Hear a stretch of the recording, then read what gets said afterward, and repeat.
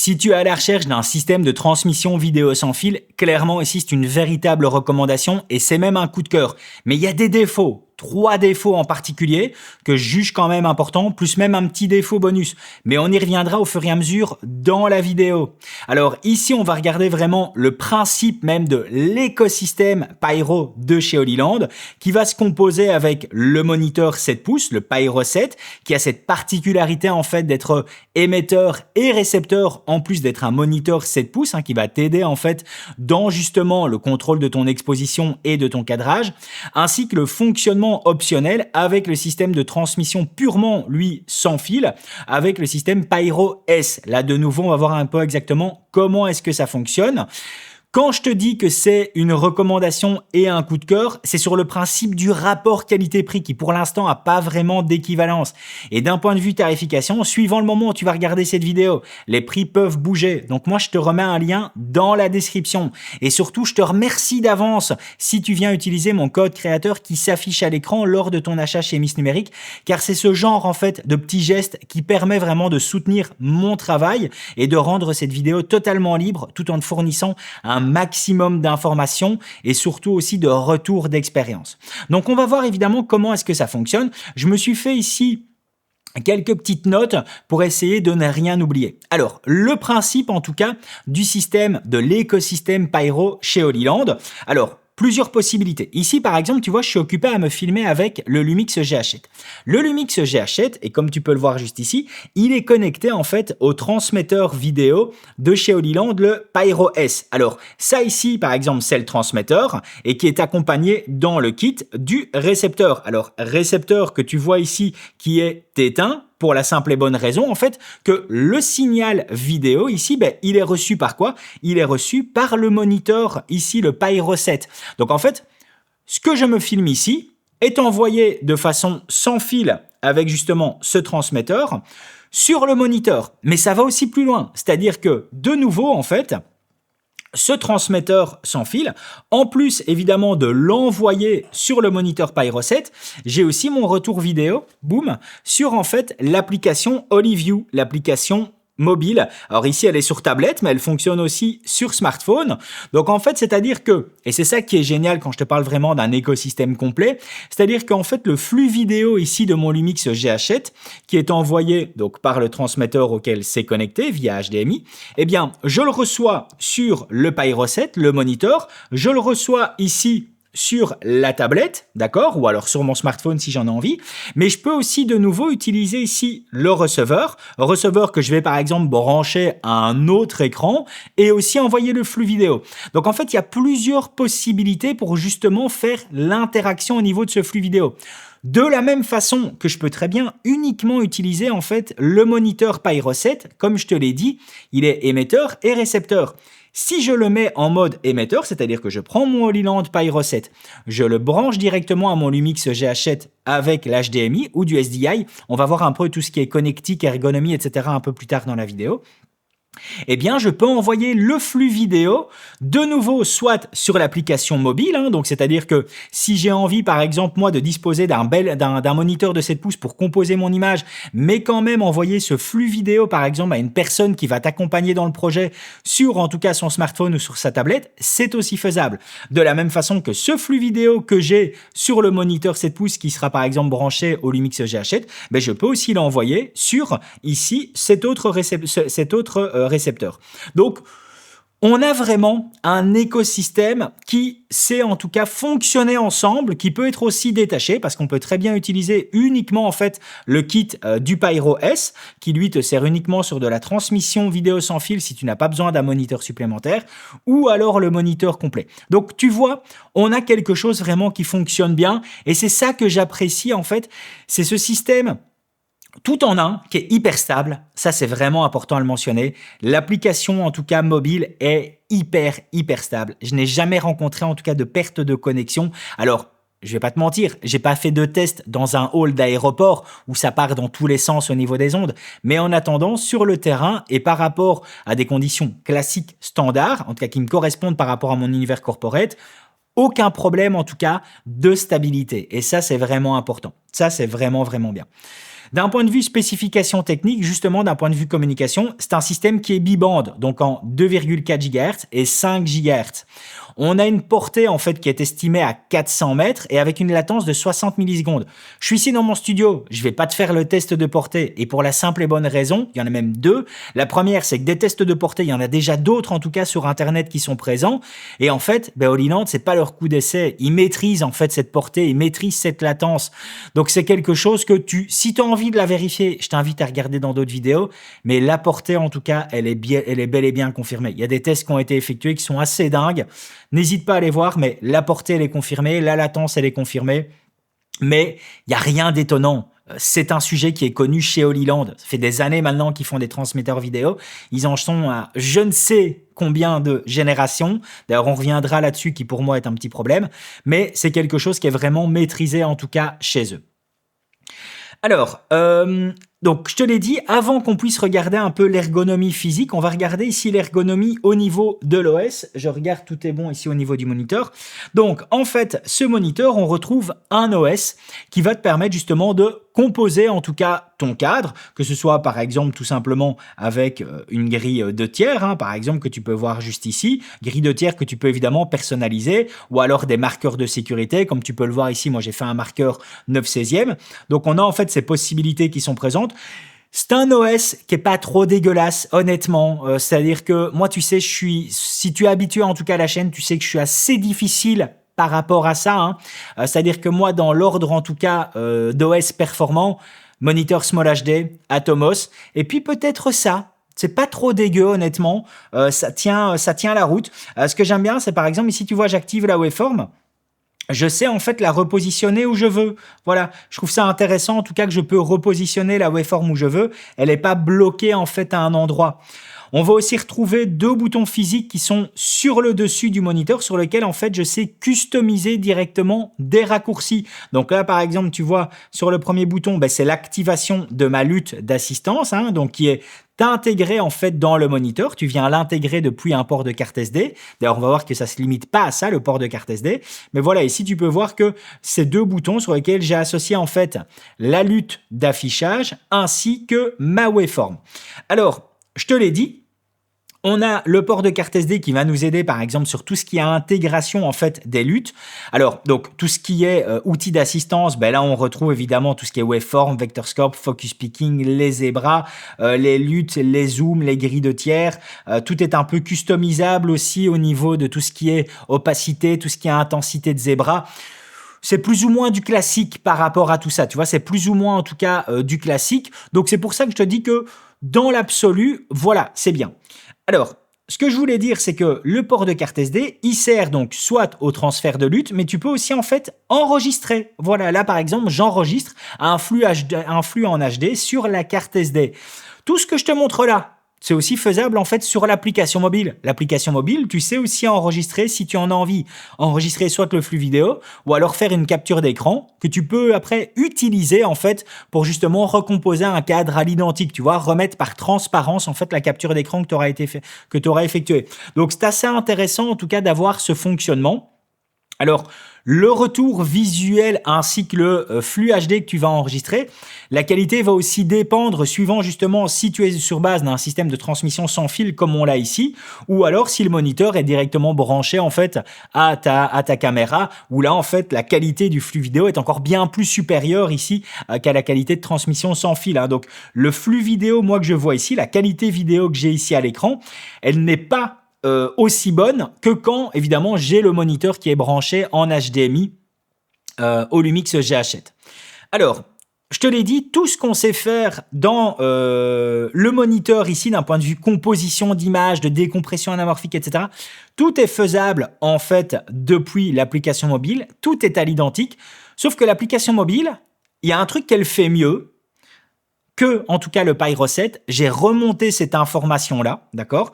Je vais te montrer. Donc, en fait, ici, si j'active la waveform, regarde ici le signal de la waveform, d'accord? Si je viens à désactiver la lutte d'affichage, tu peux voir que ma waveform bouge. Donc, en fait, la waveform ne se base pas sur le signal du log, mais elle se base en fait sur le signal, enfin même pas sur le signal, elle se base tout simplement sur le retour d'image. Donc c'est-à-dire que dès que tu actives une lutte d'affichage, eh bien la waveform, elle change. Voilà. Elle change. Alors que dans l'application mobile, pas de problème. Hein. C'est-à-dire que si tu actives une lutte d'affichage, ta waveform ne bouge pas. Elle reste toujours basée sur le signal du log. Et pour moi, c'est entre guillemets un gros problème, mais je me remettrais presque en question par rapport à ça, parce que toutes les personnes qui ont testé le moniteur n'en ont pas parlé. Donc, est-ce que moi, ça me concerne? Est-ce que moi, ça me perturbe?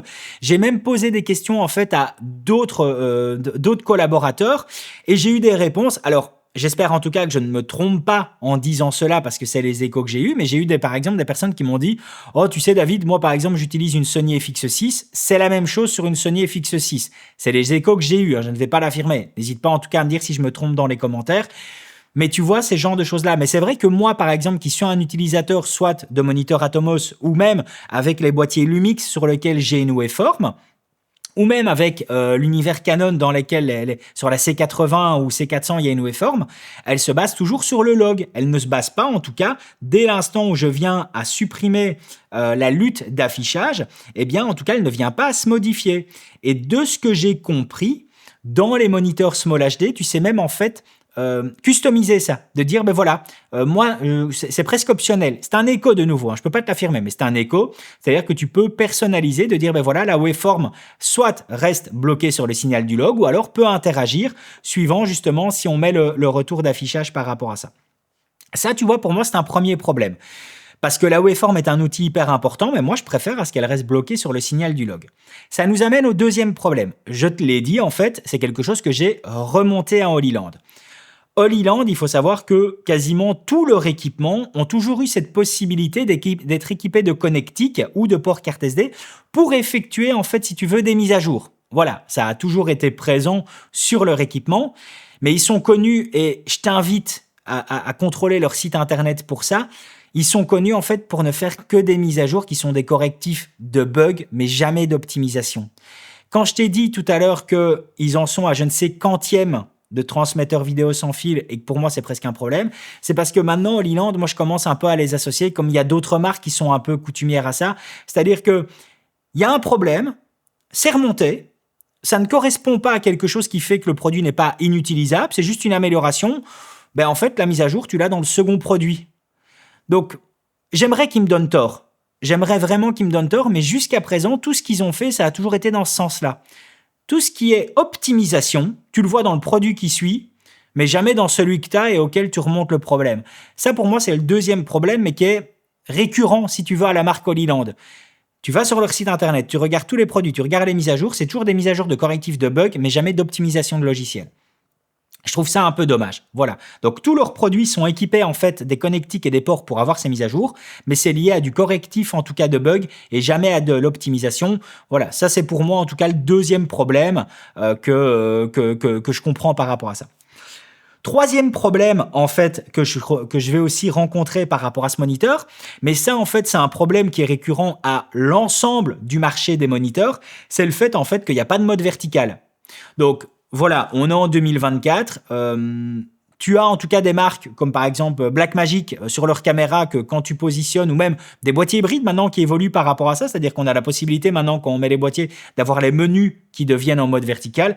Ici, c'est toujours pas le cas, je trouve ça dommage. Je demanderais même pas d'avoir un accéléromètre pour que ça se fasse automatiquement, mais d'avoir en tout cas une possibilité, d'avoir en tout cas, tu sais, dans les menus, parce qu'on a plusieurs menus ici qui sont présents, d'avoir cette possibilité de basculer avec un affichage complètement vertical. Je comprends pas en fait à l'heure actuelle, surtout qu'en plus on voit dans leur système de communication en ligne, et de nouveau hein, sur toutes les marques de façon générale, que ce soit Atomos, Small HD, tout le monde, tu peux les voir en tout cas par exemple avec des communications de marketing en ligne où on va voir l'écran qui est positionné à la verticale, donc c'est-à-dire qu'ils sont au courant en tout cas qu'il y a une utilisation sur le vertical, mais en tout cas c'est pas que ça leur viendra à l'esprit de se dire bon bah les gars, on a de l'utilisation verticale, on va leur donner la possibilité d'avoir ces menus en vertical.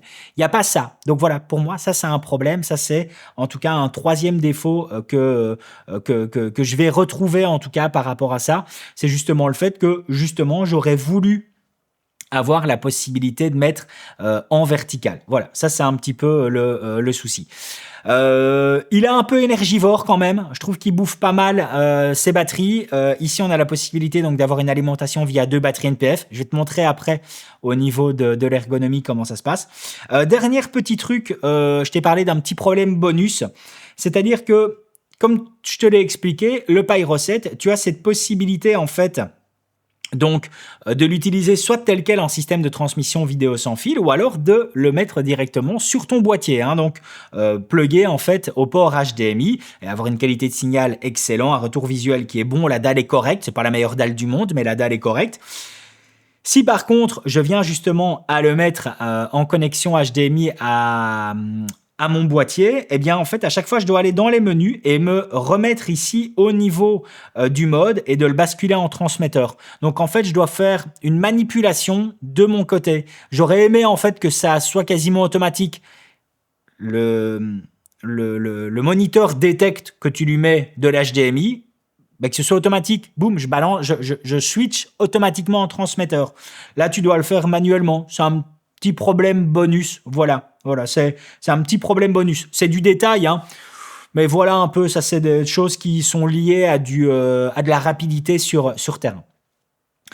Alors, l'ergonomie physique maintenant, surtout que ce soit au niveau des transmetteurs, que ce soit au niveau du moniteur, l'ergonomie est super bonne, l'ergonomie physique. Il y a de la qualité d'un point de vue fabrication.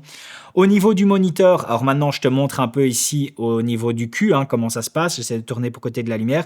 Donc tu vois, on a un double port batterie NPF. Donc en fait, ce double port, c'est bien parce que ça te permet de faire du changement, du hot swap, hein, comme on dit en anglais. C'est-à-dire que tu peux changer une des batteries et laisser l'autre et donc tu perds pas, en fait, ça reste allumé. D'ailleurs, au niveau de l'alimentation, au niveau de l'allumage, tu as juste un switch ici. J'essaye de te le mettre pour que soit au point. Je regarde, voilà. Tu as juste un switch ici on-off. Donc, étant que j'y suis là, tu vois, c'est les 2 boutons qui sont personnalisables. Tu as juste un switch on-off et donc c'est hyper rapide. Donc, ça, c'est bien. Voilà, c'est pas un bouton, tu sais, comme chez Atomos qu'on connaît, que tu dois appuyer, etc. Non, c'est pas le cas. Alors, ce que j'aime bien, donc, tu as soit NPF avec un système hot swap ou alors ils vendent en option et je suis assez fan, c'est en fait tu changes la plaque qui est ici au niveau du cul, hein, qui sait se démonter, hein, tu changes la plaque et tu sais mettre de la batterie en fait, de la batterie Veloc dessus, donc ouais, voilà, ça je suis assez fan, je trouve ça vraiment bien de donner ces 2 possibilités là. Au niveau du système PyroS, hein, donc il y a le transmetteur et l'émetteur, donc soit tu retrouves du HDMI ou du SDI. Voilà, tu as les 2 d'un point de vue connectivité, d'accord. Tu as aussi la possibilité évidemment d'avoir de l'alimentation en continu via le port juste ici, ou alors, comme j'ai fait ici dessus sur celui-là, de batterie NPF classique, hein. Et au niveau du moniteur, je ne sais pas si tu arrives à bien le voir, mais on a de l'entrée et de la sortie en HDMI et en SDI. Et ça, c'est vraiment bien, quoi. C'est-à-dire que le truc est hyper complet et hyper évolutif. Tu sais le mettre dans différentes configurations. Entrée, sortie, en HDMI et en SDI. C'est vraiment top. Je te dis que par rapport qualité-prix, moi, c'est un coup de cœur, c'est bien foutu, c'est bien foutu. T'as du port de vis au cul, sur les côtés, etc. Donc moi, par exemple, ici, tu peux voir, j'ai un petit bitonio, je te le remets, j'ai un petit bitonio ici, Falcam qui est présent. Bah, pourquoi Tout simplement parce que si j'ai envie, par exemple, de mettre une poignée, voilà, tac, j'ai ma poignée, voilà, bingo, c'est fait, tu vois.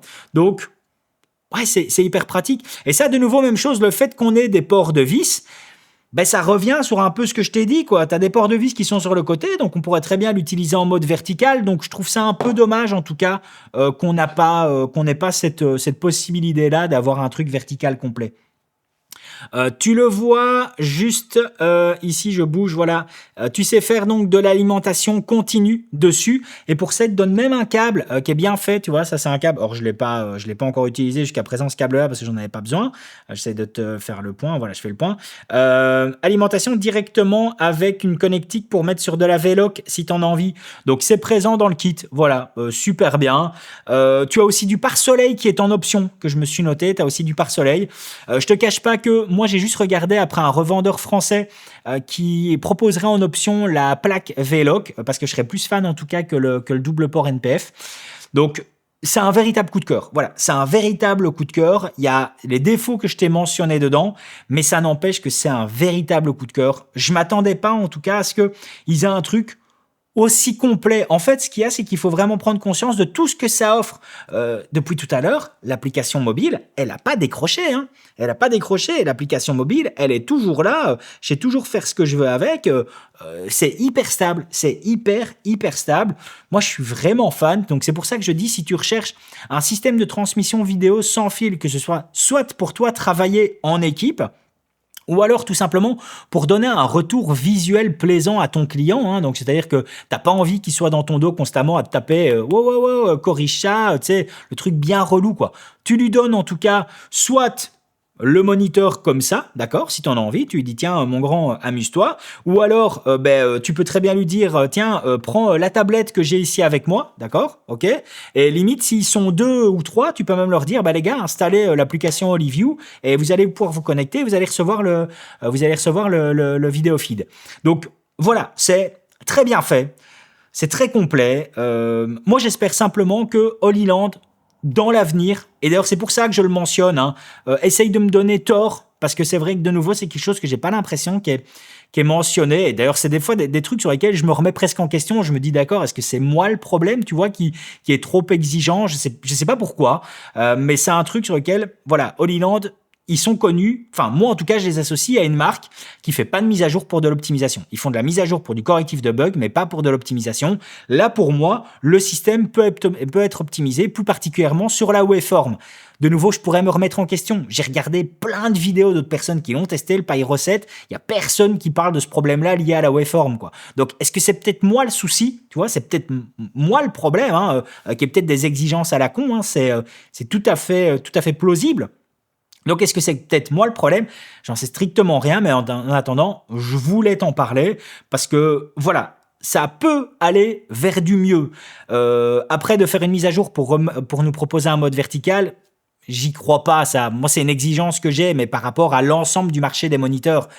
Quand est-ce que, en tout cas, une marque de moniteur va comprendre que ça serait bien de t'appuyer sur un bouton, voilà, t'as tout qui bascule en vertical. Donc voilà, ça doit encore arriver. Bref. C'est mon retour complet sur le Pyro 7. Je te mets le lien du Pyro 7, du Pyro S. Je te mets le lien en description. Si tu utilises mon code créateur, un tout grand merci d'avance. Ça permet pour moi en tout cas de prendre le temps de faire ce genre de vidéo et surtout de tester un peu tout ça sur le matériel. Donc un tout grand merci d'avance. Et puis si tu veux en savoir encore plus sur l'univers audiovisuel, je te retrouve dans la vidéo qui te sera suggérée ici par YouTube. Et surtout, je te dis à tout de suite.